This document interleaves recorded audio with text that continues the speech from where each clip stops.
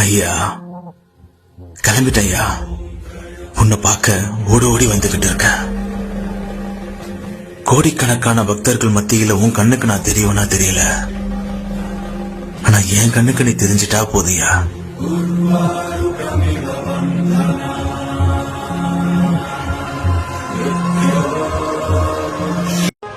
ஒரு தடவையாவது சிவன் கோயிலுக்கு வாப்பா. பிரதோஷம் அன்னைக்காவது வா, வெள்ளி செவ்வாய்க்காவது வா. விளக்க போடு, பசுமாட்டுக்கு ஒரு வாயுரை கொடு, ஒரு புல்ல கொடு, ஒரு சிவனடியாருக்கு ஒருவேளை சாப்பாடு போடு. இந்த மாதிரி தானம் பண்ணாங்கன்னா ஒரு படி அரிசி கொடு, ஒரு பருப்பு கொடு, நெய்ய கொடு. அத்தனை பேருக்கும் சித்தரே வந்து சாப்பிட்டுருப்பார். நான் மீண்டும் சொல்றேன், இன்னைக்கு போட்ட அன்னதானத்துல சித்தரே வந்து சாப்பிட்டுருக்கிறார்.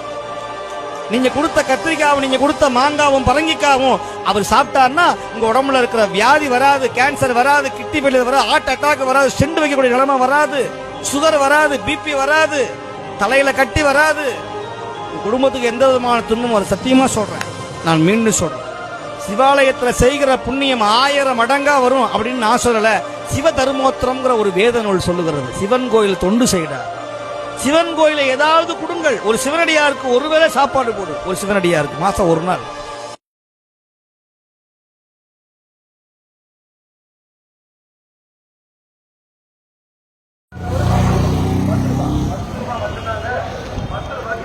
இப்போதான் ஸ்டார்ட் பண்ணியிருக்கோம்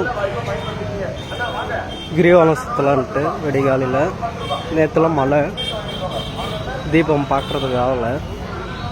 அதனால் இப்போ வந்துட்டு மலை சுற்றுறோம். பாருங்கள்,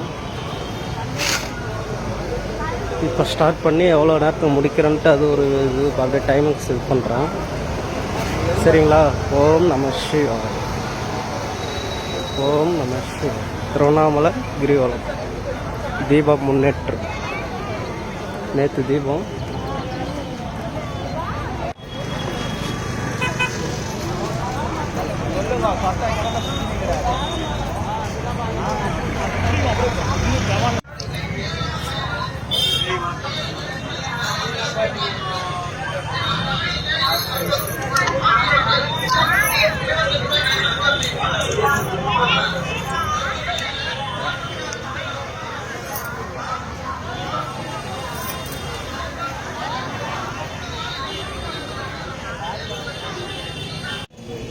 ఏడన్నా తిరుమల అయితే నాటు